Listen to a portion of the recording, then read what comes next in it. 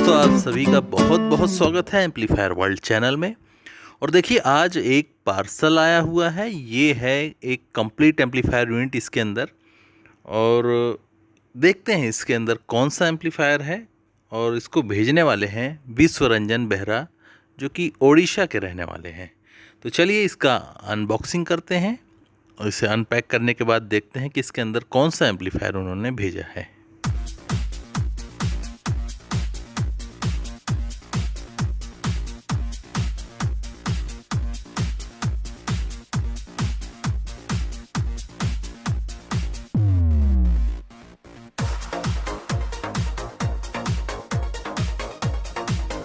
तो दोस्तों आप देखकर समझ ही गए हैं, ये एक पीए एम्पलीफायर है जो कि उन्होंने भेजा है। तो चलिए इसको भी अब खोल लेते हैं और देखते हैं इसके अंदर क्या है और इसके अंदर की कंडीशन कैसी है।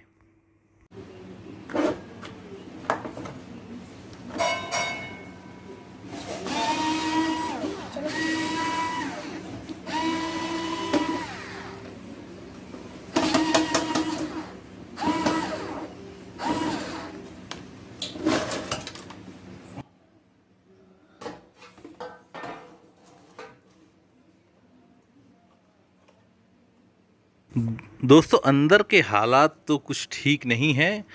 हो सकता है ये डैमेज ट्रांसपोर्टेशन में हो गया हो। देखिए ये ट्रांसफार्मर अपनी जगह से खुल के साइड में हो गया और इसके क्लैंप्स भी मुड़ गए हैं। तो ये जनरली पॉसिबिलिटी ये है कि ट्रांसपोर्ट में इस टाइप के जो कार्टून्स होते हैं या जो पार्सल्स होते हैं उन्हें बहुत ही बुरी तरीके से हैंडल किया जाता है, इधर उधर पटका जाता है। तो हो सकता है इस ट्रांसफार्मर की लूज़ फिटिंग हो, इस वजह से ये इस टाइप का डैमेज अकर हुआ है।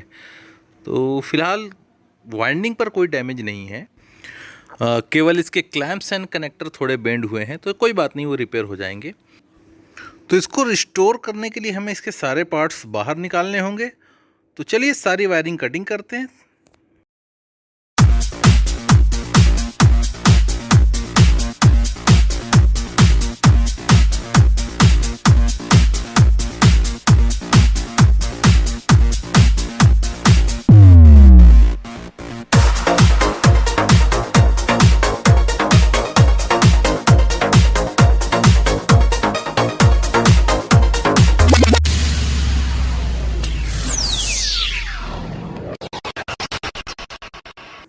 दोस्तों इस टाइप के एम्पलीफायर में फैक्ट्री से जो माइक सर्किट आता है वो ट्रांजिस्टर बेस्ड होता है, लेकिन मैंने यहाँ पर एक माइक सर्किट डिज़ाइन किया है जो कि आईसी ऑपरेशनल आईसी बेस्ड है, जिसमें कि 4 माइक्रोफोन के इंडिपेंडेंट कंट्रोल्स हैं और पावर सप्लाई है। इसके साथ साथ एक ड्राइवर बोर्ड डिज़ाइन किया, लेकिन ये ड्राइवर बोर्ड टेस्टिंग के दौरान सही तरीके से काम नहीं किया। तो देखिए ये टेस्टिंग का सेटअप मैंने लगाया था और इस सेटअप में ये ड्राइवर बोर्ड उतना अच्छा परफॉर्मेंस नहीं दे रहा था जो कि देना चाहिए था। दोस्तों मार्केट में जो ड्राइवर बोर्ड अवेलेबल है स्पेशली पीए एम्पलीफायर के लिए, वो 250 वाट का जो ड्राइवर बोर्ड होता है वो अवेलेबल होता है, और उसका ड्राइवर ट्रांसफार्मर भी अवेलेबल होता है जिसका नंबर है 3951। इसके अलावा दूसरे जो कम वाटेज के ड्राइवर सर्किट्स हैं वो बहुत ही मुश्किल से, मुझे नहीं लगता कि इतनी आसानी से मिलते होंगे, लेकिन फ़िलहाल 250 वाट का जो ड्राइवर बोर्ड होता है वो आसानी से मिल जाता है। अब मेरा नेक्स्ट वीडियो में या फिर आने वाले किसी और वीडियो में मेरी ये कोशिश रहेगी कि मैं ऐसे ही ड्राइवर बोर्ड का यूज़ करके इंडिपेंडेंट खुद से ट्रांसफार्मर बनाकर उसे चालू करके एक कंप्लीट एम्पलीफायर हम खुद से ही डिज़ाइन करें उसी ड्राइवर बोर्ड का यूज़ करते हुए, क्योंकि हमारे पास माइक्रोफोन इनपुट का सर्किट अवेलेबल है जिसे कि हम आईसी बेस से बनाते हैं। तो उसमें इस टाइप के जो ड्राइवर ट्रांसफार्मर है ये नहीं लगेंगे बड़े वाले, ये जो 3951 इस टाइप का ड्राइवर ट्रांसफार्मर का यूज़ करेंगे जो कि इसके जैसे छोटे साइज़ में अवेलेबल होता है। तो फिलहाल ये बोर्ड की रिक्वेस्ट मैंने की है मिस्टर उज्ज्वल विश्वास को, जो कि कलकत्ता के रहने वाले हैं। उन्होंने प्रॉमिस किया है कि वो मुझे जल्द से जल्द ये ड्राइवर बोर्ड भेज देंगे 250 वाट का। और यहाँ पर बहुत सारे अलग अलग ट्रांसफार्मर्स मैंने रखे हैं यहाँ पर, ये बताने के लिए कि ये ड्राइवर बोर्ड के साथ मैंने अलग अलग टाइप के सभी जो अवेलेबल ट्रांसफार्मर थे मेरे पास उनके साथ मैंने इसको मैच करने की कोशिश की, लेकिन फ़िलहाल कामयाबी नहीं मिली। और इलेक्ट्रॉनिक्स में ऐसा ज़रूरी भी नहीं है कि आपको हर बार कामयाबी मिल ही जाए। तो इसके लिए हमने यहाँ पर जो एम्पलीफायर है इसके लिए हमने ये किया कि यहाँ पर हमने एक क्लास AB जो है 200 वाट का NPN एम्पलीफायर बोर्ड लगा रखा है, जो कि मैंने 300 वाट का एक NPN ड्राइवर बोर्ड का वीडियो क्रिएट किया था, ये वही बोर्ड है। और ये जो 12012 का ट्रांसफार्मर होता है पावर सप्लाई का, तो हमने इसमें 024 इसे बना लिया और ये फ़िल्टर सर्किट यहाँ पर लगा रखा है जिसमें कि ड्यूल सप्लाई से ये वर्क करेगा। और यहाँ पर देखिए, जहाँ डेंजर 220 वोल्ट लिखा हुआ है उसके नीचे मैंने एक 12 वोल्ट का एक SMPS सर्किट लगा रखा है। इस SMPS सर्किट का काम ये है कि ये माइक्रोफोन वाले सर्किट को ये अलग से पावर दे। ये SMPS लगाने का फ़ायदा ये है कि इससे काफ़ी मिनिमम जो नॉइज़ है वो उसे हम काफ़ी मिनिमम कर सकें, ताकि डिस्टॉर्शन या नॉइज़ कम से कम हमारे एम्पलीफायर में रहे। और यहाँ पर ये देखिए 4 रजिस्टेंस, ये एमीटर रजिस्टेंस है जो कि 0.33 ओम 5 वाट की है। और ये इसका आउटपुट जो स्पीकर आउटपुट है डायरेक्ट साउंड आउटपुट ट्रांसफार्मर की प्राइमरी साइड में हमने दे रखा है। लेकिन उसके पहले यहाँ पर हमने 2 रजिस्टेंस लगाई है, एक रजिस्टेंस इस साइड है, दूसरी रजिस्टेंस इस साइड में लगा रखी है। और ये दोनों वाइंडिंग को कपल करने के लिए बीच में एक फ्यूज़ लगा रखा है। तो ये रेजिस्टेंस का काम यही है कि जैसे ही एम्पलीफायर हमारा स्टार्ट होता है तो कुछ समय के लिए DC वोल्ट अपीयर होता है, उस समय ये रेजिस्टेंस हेल्पफुल होती है। और यहाँ पर एक फ्यूज़ है, ये फ्यूज़ का काम ये है कि अगर कभी शॉर्ट सर्किट हो जाए, DC अपीयर हो जाए, तो ये ट्रांसफार्मर में डायरेक्ट DC वोल्ट नहीं जाने देगा और ये फ्यूज़ जो है ये ओपन हो जाएगा। और यहाँ पर देखिए जो मेन आउटपुट ट्रांजिस्टर है, यहाँ पर फ़िलहाल 3055 के 4 ट्रांजिस्टर लगे हुए हैं, एक साइड 2 पैरेलल, मतलब 2-2 पैरेलल में लगे हुए हैं। और ये सारे कनेक्शंस इस हमने ड्राइवर बोर्ड में कर रखे हैं। और इस साउंड आउटपुट ट्रांसफार्मर का आउटपुट जो है हमने 70 वोल्ट का आउटपुट यहाँ पर लगा रखा है। तो देखिए इसमें 70 वोल्ट और 100 वोल्ट की लाइन का ऑप्शन है, तो इसे यहाँ इस तरीके से कनेक्ट किया गया है। और 4 ओम, 8 ओम और 16 ओम का भी ऑप्शन है। दोस्तों इस साइड में ये जो माइक्रोफोन सॉकेट्स लगी हुई है, ये इनके माइक इनपुट्स के लिए लगी हुई है। फ़िलहाल इस एम्पलीफायर में 4 माइक्रोफोन का इनपुट दिया जा सकता है और एक ऑक्सिलरी का इनपुट दिया जा सकता है। दोस्तों एक्चुअली माइक्रोफोन के इनपुट्स जो है रेयर साइड में, एम्पलीफायर के रेयर साइड में देने की वजह से ये लंबे लंबे वायर आ जाते हैं, इसीलिए इसको शील्डेड रखा गया है ताकि नॉइज़ कम से कम हो। एक्चुअली सही डिज़ाइन ये है कि माइक्रोफोन के इनपुट्स फ्रंट साइड लगे होने चाहिए, मतलब अपने एम्पलीफायर के। तो देखिए यहाँ पर ये माइक्रोफोन इनपुट का मैंने ये बोर्ड बना रखा है। हालांकि मेरी कोशिश ये थी कि इसी के ऊपर मैं डायरेक्टली इन वॉल्यूम कंट्रोल्स को लगा दूं, लेकिन थोड़ा फिटिंग में बहुत सारी परेशानी आ रही थी, इस वजह से इस टाइप से अरेंजमेंट मैंने कर रखा है। छोटे छोटे वायर जोड़ रखे हैं। और यहाँ पर देखिए ऑक्सिलरी का वायर मैंने जोड़ रखा है जो कि अक्स इनपुट का काम करेगा। और बास टेबल केवल PF और रेजिस्टेंस के ज़रिए बनाया गया है। इसमें जो बेस को कम करने के लिए एक्चुअली एक PF के ज़रिए इनपुट किया जाता है, और जब हम वॉल्यूम कंट्रोल को हाई बेस पे करते हैं तो डायरेक्ट इनपुट जो है विदाउट PF बाईपास होते हुए जब इनपुट होता है तो हमें हाई बेस सुनाई देता है। मतलब ये बेस को कभी भी ये एम्पलीफायर बढ़ाता नहीं है, इवन कम कर देता है और फिर एक नॉर्मल रेंज पे लेके आता है।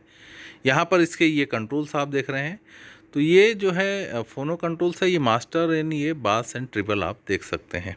तो इसके सारे कंट्रोल्स फ्रंट साइड में है, लेकिन इनपुट्स जो है बैक साइड में है, जो कि अच्छा डिज़ाइन नहीं मैं कहूँगा। ट्रांसपोर्टेशन के दौरान इस ट्रांसफार्मर में काफ़ी डैमेज हो गया था, जिससे इसके टर्मिनल्स उखड़ गए थे, जिसे इस PCB के पीस को लगाकर रिपेयर किया गया है। दोस्तों अब बात करते हैं इसके वायरिंग डायग्राम की। देखिए इसमें नॉर्मल एक क्लास AB एम्पलीफायर बोर्ड लगा हुआ है, उसके साथ साउंड आउटपुट ट्रांसफार्मर अटैच है। तो ये इसकी वायरिंग किस तरीके से हुई है यहाँ पर मैं एक्सप्लेन कर रहा हूँ। दोस्तों यहाँ पर ये पावर ट्रांसफार्मर है जो कि 12012 का है, और जिसके प्राइमरी में 230 वोल्ट एंड 200 वोल्ट की टैपिंग है। तो फिलहाल यहाँ इस तरीके से इसका कन्फिग्रेशन है 12012। तो देखिए हमने 0 वाला टैप छोड़ दिया तो ये बन गया 12 + 12 यानी कि 24 वोल्ट का। इसके अलावा इस ट्रांसफार्मर में 6 वोल्ट का भी ऑप्शंस हैं, लेकिन फ़िलहाल 6 वोल्ट के ऑप्शंस की हमें कोई ज़रूरत नहीं है, इसीलिए हम उसको भी छोड़ देते हैं। तो इस तरीके से हमने इसका कनेक्शन लिया है एंड टर्मिनल, जो कि 24 0 का काम करेगा। दोस्तों इस टाइप के एम्पलीफायर मैक्सिमम 80 वाट तक आपको दे सकते हैं। तो इस तरीके से इसमें लगने वाला ट्रांसफार्मर 24 वोल्ट 5 एम्पियर का आप मान सकते हैं, जो कि 100 VA आपको आउटपुट दे देगा। ये सप्लाई जाती है, हमने इसे जोड़ रखा है यहाँ पर पावर सप्लाई सेक्शन में, जिसमें कि डायोड और फ़िल्टर कैपेसिटर लगे हुए हैं। यहाँ पर जो फ़िल्टर कैपेसिटर है ये 15,000 माइक्रोफैराड UF 63 वोल्ट के हैं। इसके अलावा दोस्तों यहाँ पर एक SMPS का भी यूज़ किया गया है, जो कि 9 से 12 वोल्ट के बीच में कोई भी आप लगा सकते हैं। ये SMPS का काम है माइक्रोफोन इनपुट सर्किट्स को पावर देना। हमारा ये एम्पलीफायर सेक्शन है वो ड्यूल सप्लाई पे चल रहा है, जबकि माइक्रोफोन सर्किट सिंगल पावर पे चल रहा है, इसीलिए इसको पावर सप्लाई को हमने अलग अलग किया है। तो यहाँ पर देखिए 4 3055 ट्रांजिस्टर से बना एक power amplifier NPN driver circuits का यूज़ किया गया है। एम्पलीफायर ड्राइवर बोर्ड हमारा ड्यूल सप्लाई पर काम करता है, और ये सप्लाई हमने ड्यूल पावर सप्लाई इस फ़िल्टर सर्किट जो पावर सप्लाई सेक्शन है वहाँ पर हमें मिलेगी, और इसके कनेक्शन हमें यहाँ पर इस तरीके से कर देने हैं। निगेटिव के साथ निगेटिव, पॉजिटिव के साथ पॉजिटिव एंड ग्राउंड के साथ ग्राउंड कनेक्शन। एम्पलीफायर सेक्शन से निकलने वाला speaker wire directly sound output transformer के प्राइमरी में जाता है, लेकिन यहाँ पर हमें एक रेजिस्टेंस लगा रखी है 0.33 ओम 5 वाट की, उसके ज़रिए हमें इसे ग्राउंड से जोड़ना है, और स्पीकर का पॉजिटिव वाला सिरा उसे भी 0.33 ओम 5 वाट के रेजिस्टेंस के ज़रिए साउंड आउटपुट ट्रांसफार्मर की प्राइमरी के दूसरे सिरे पर हमें जोड़ना है। तो ये रेजिस्टेंस मैंने यहाँ पर ड्रॉ की, और ये ले जाकर हम इस तरीके से साउंड आउटपुट ट्रांसफार्मर की प्राइमरी में जोड़ देंगे। इसकी वैल्यू यहाँ लिख देते हैं, ये 0.335 वाट है। दोस्तों साउंड आउटपुट ट्रांसफार्मर की प्राइमरी अभी आपस में जुड़ी नहीं है, क्योंकि यहाँ पर एक फ्यूज़ हमें लगाना है। तो देखिए ट्रांसफार्मर के जो टर्मिनल है उसके बीच में मैंने एक फ्यूज़ लगा रखा था। ये फ्यूज़ का कनेक्शन मैं यहाँ पर दिखा रहा हूँ आपको। इस वजह से ये प्राइमरी का सर्किट कंप्लीट होता है, और ये सर्किट कंप्लीट होने के बाद ही सेकेंडरी में साउंड ट्रांसफ़र होगा। अगर गलती से कोई शॉर्ट सर्किट्स हो जाए, यानी कि कोई ट्रांजिस्टर शॉर्ट हो जाए, तो डीसी सप्लाई अगर ट्रांसफार्मर की प्राइमरी में जाती है तो ये फ्यूज़ ओपन हो जाएगा। अब देखिए सेकेंडरी साइड में कॉमन 4 ओम, 8 ओम और 16 ओम इस तरीके से टर्मिनल्स बने हुए हैं। ये ट्रांसफार्मर एम्पलीफायर के साथ में ही जो प्रोवाइड हुआ था हम उसी को यूज़ कर रहे हैं, हमने अलग से इस ट्रांसफार्मर में कुछ भी नहीं किया है। इसके अलावा इसमें देखिए 100 वोल्ट एंड 70 वोल्ट की भी लाइन है, जिससे कि 100 एंड 70 वोल्ट की लाइन के साथ हमें कनेक्शन जोड़ने होंगे। और यहाँ पर 4 माइक्रोफोन इनपुट का जो बोर्ड है उसे पावर अप करने के लिए ये जो 9 वोल्ट का SMPS हमने लगा रखा है, उसका प्लस माइनस इस 4 माइक्रोफोन के इस बोर्ड को हमें देना है। इस बोर्ड में 4 माइक्रोफोन इनपुट और 1 ऑक्सिलरी इनपुट है। दोस्तों हमने यहाँ पर इस एम्पलीफायर को टेस्ट करने के लिए स्पीकर लगा रखा है। स्पीकर कनेक्शन ये बैक साइड से ये हमने यहाँ पर दे रखे हैं। एक्चुअली इसमें कोई ब्लूटूथ कार्ड नहीं लगा है, तो इसीलिए अभी हम केवल माइक्रोफोन चलाकर देख लेते हैं। तो माइक्रोफोन ऑन करते हैं।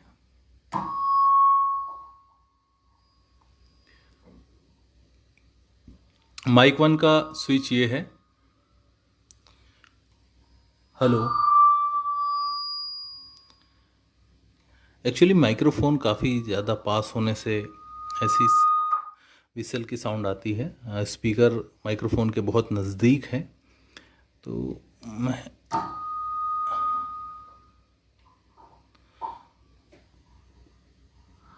Hello hello check, hello hello hello hello check, hello. तो दोस्तों आपने देखा ये माइक्रोफोन का वॉइस इसमें मैंने ऐड करने की कोशिश की, तो काफ़ी क्लियर वॉइस है माइक्रोफोन की। और हमारा ये माइक्रोफोन का जो कार्ड है ये काफ़ी बेहतरीन काम करता है। आईसी वाला होने की वजह से आप इसमें अपने रिक्वायरमेंट के हिसाब से गेन एडजस्टमेंट कर सकते हैं, जिससे कि कोई भी माइक्रोफोन चाहे वो लो इम्पीडेंस हो या हाई इम्पीडेंस इस बोर्ड के साथ काफ़ी अच्छी तरीके से काम करता है। दोस्तों अब हम इसे म्यूज़िक से टेस्ट करते हैं।